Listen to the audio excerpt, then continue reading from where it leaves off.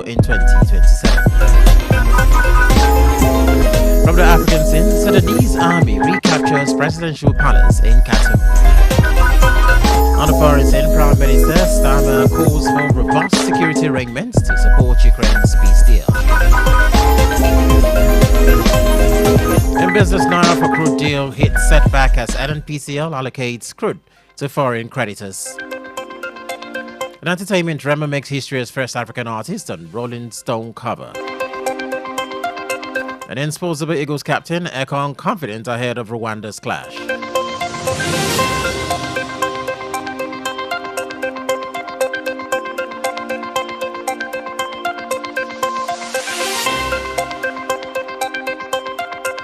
Now the news and details. I am Richard Ekpo.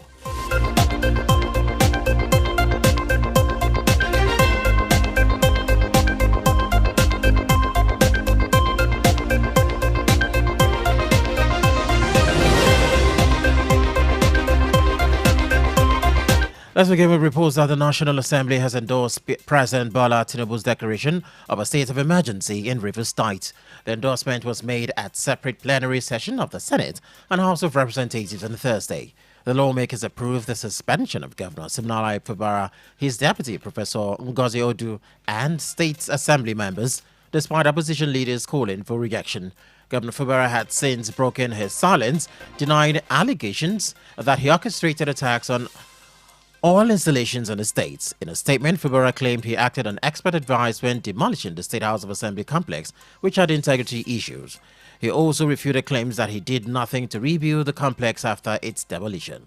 Fubara attributed the attacks on all instruments to comments made by the Minister of the Federal Capital Territory, Nyesom Wike, who allegedly disparaged the Ijaw nation. The suspended governor insisted that Wike's remark ignited the violence and that he had done nothing to encourage the attack.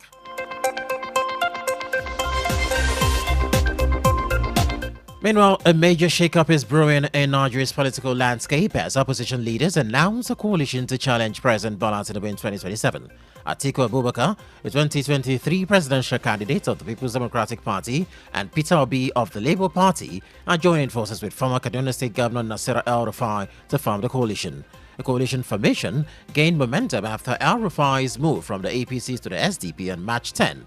Atiku, accompanied by opposition leaders, declared that the gathering marked the beginning of the coalition. This new alliance is poised to change the dynamics of Nigeria's political landscape as the country gears up for the 2027 elections. The coalition is saying as a response to Tinubu's leadership, which has been marred by economic hardship, regional dissatisfaction, and foreign policy failures. From the African scene, the Sudanese army has made a significant breakthrough in conflicts, recapturing the presidential palace in Khartoum from the rival paramilitary Rapid Support Forces. According to military leaders, the army took control of the palace and military buildings in central Khartoum, with soldiers celebrating their victory. Video and photographs posted on social media shows jubilant soldiers waving their guns, cheering and kneeling to pray. The recapture of the presidential palace marks a pivotal moment in the conflict, which began nearly 2 years ago.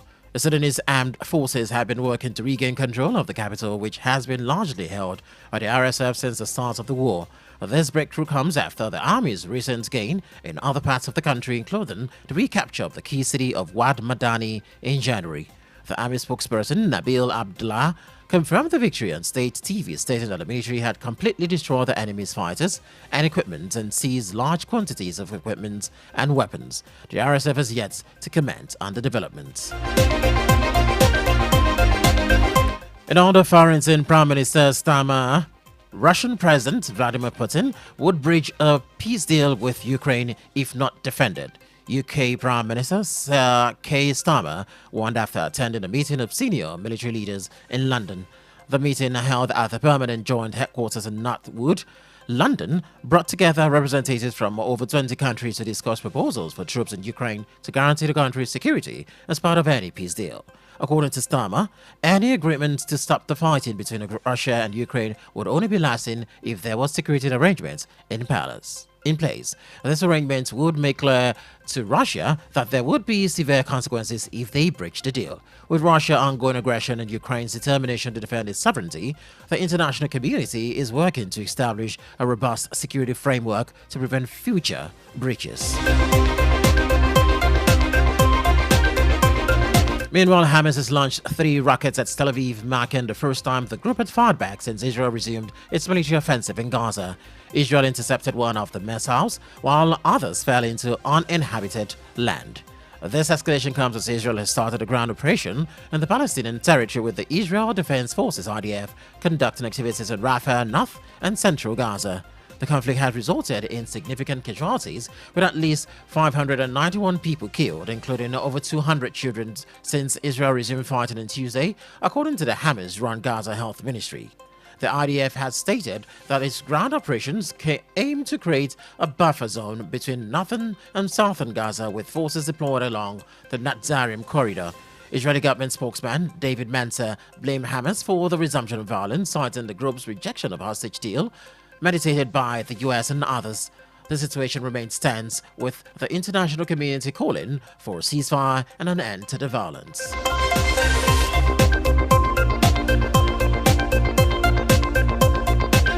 If you're just joining us, you're listening to the World News on Honor 103.5 FM. Don't forget to follow us on our social media handles at Honor 103.5 FM. You can also listen live on Radio Garden via Honor FM Ibadan. We'll be back after this break for business, entertainment, and sports. Music. The generator carry feelings for we them up. Sport. Education, culture, impacts, information, varieties, business, entertainment. We have you covered on the 103.5 FM.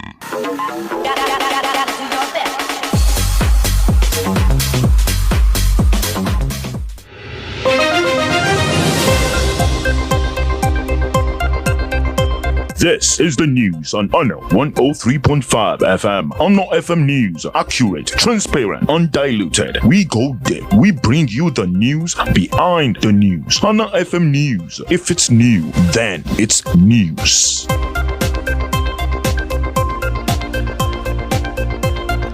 You're welcome back from the break. If you're just joining us, this is the World News from Honor 103.5 FM. Don't forget you can follow us on all our social media handles at Honor 103.5 FM. You can view us live on www.honor1035.net. Let's now hit the business desk, where the Nigerian National Petroleum Company Limited massive allocation of crude oil to its foreign creditors is posing a significant challenge to domestic refiners, including the Dangote Petroleum Refinery. According to insiders, the National OFM has allocated large volumes of crude to settle loans, making it difficult to sustain the naira for crude deal between NNPCL and Dangote Refinery. The technical subcommittee of the Naira for Crude policy is set to reconvene on Monday to address the issue. The committee has mandated the Nigerian Upstream Petroleum Regulatory Commission to come up with alternative options. The Dangote Refinery temporarily halted sales of petroleum products in Naira due to difficulties in securing crude under the local currency arrangement with NNPC.